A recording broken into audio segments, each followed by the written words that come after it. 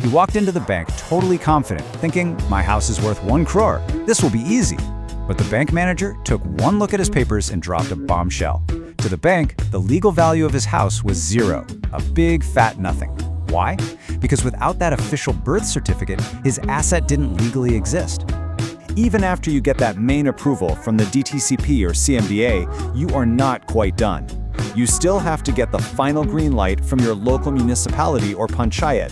Think of the big approval as the technical check, but this final, local signature is the ultimate permission slip that says, okay, you can officially start building.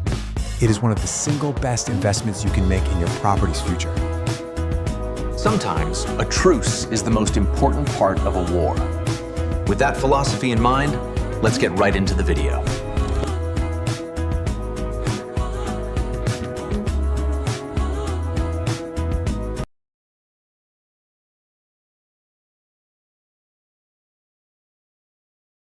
Let me ask you something.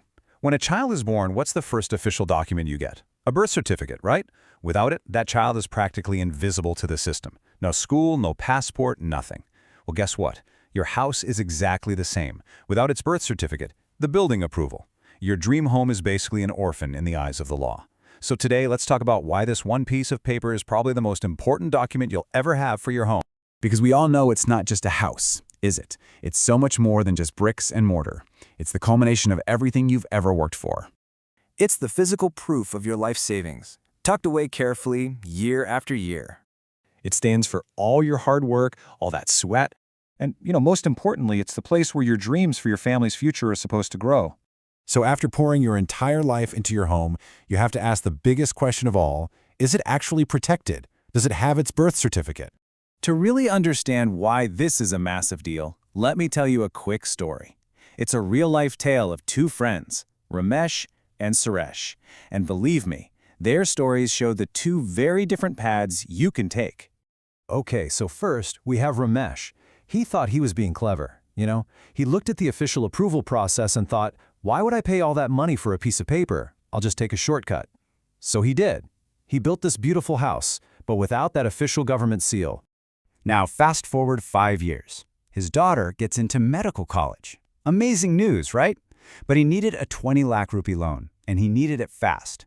He walked into the bank totally confident, thinking, my house is worth 1 crore. This will be easy. But the bank manager took one look at his papers and dropped a bombshell. To the bank, the legal value of his house was 0, a big fat nothing. Why? Because without that official birth certificate, his asset didn't legally exist. Meanwhile, what about his friend Suresh? He went the other way. He was patient.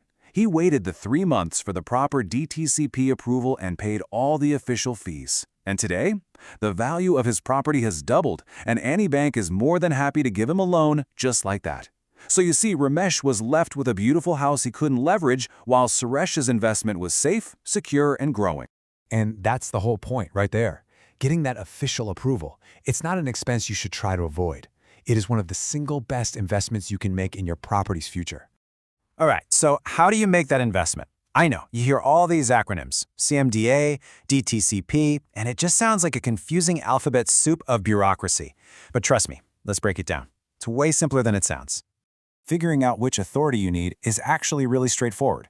It all comes down to one simple question: where is your land? If you're building in the Chennai metro area or its suburbs, you're going to the CMDA. For pretty much the rest of Tamil Nadu, we're talking Coimbatore, Madurai, Salem, anywhere else, your go-to is the DTCP. That's it. It's just geography. But hey, listen up, because this next part is absolutely critical. Even after you get that main approval from the DTCP or CMDA, you are not quite done. You still have to get the final green light from your local municipality or panchayat. Think of the big approval as the technical check, but this final, local signature is the ultimate permission slip that says, okay, you can officially start building. And that last step, that's where we find the biggest, most common trap that people fall into in real estate here. This one little piece of confusion can land you in a world of trouble. You see it all the time. Land promoters will tell you, don't you worry, this plot is Panchayat approved. They say it like it's the final word, like it's all you need, but this is so misleading. You really have to be careful here. Because here's the deal. Unless that local panchayat approval is backed up by a proper DTCP or CMDA clearance, it's pretty much worthless. If you build on land that's Panchayat only, you're probably not going to get a home loan from any major bank. You could have a nightmare getting a permanent electricity connection. And even worse, your property could be demolished down the line for something like a road widening project.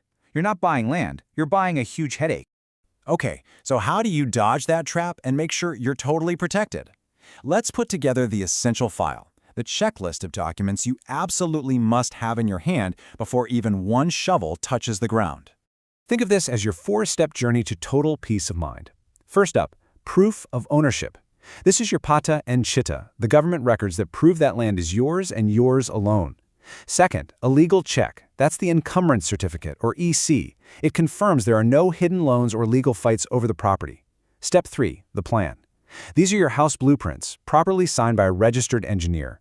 And finally, number 4, the star of the show, the official approval. That's the stamped order from either the DTCP or the CMDA. You get those 4 things together, you are golden. So at the end of the day, here's what it all comes down to. Your home is a gift. It's the legacy you're building for your kids, for the next generation. So please, make sure you're handing them a secure, valuable asset, not a present that's all wrapped up in legal problems. Get it approved. And speaking of building it right, tomorrow we're going to tackle a really interesting one: water. Where should your water tank and sump actually go? Should you be following Vastu or science? And what really happens if you get it wrong? Join me then, and we'll figure it out.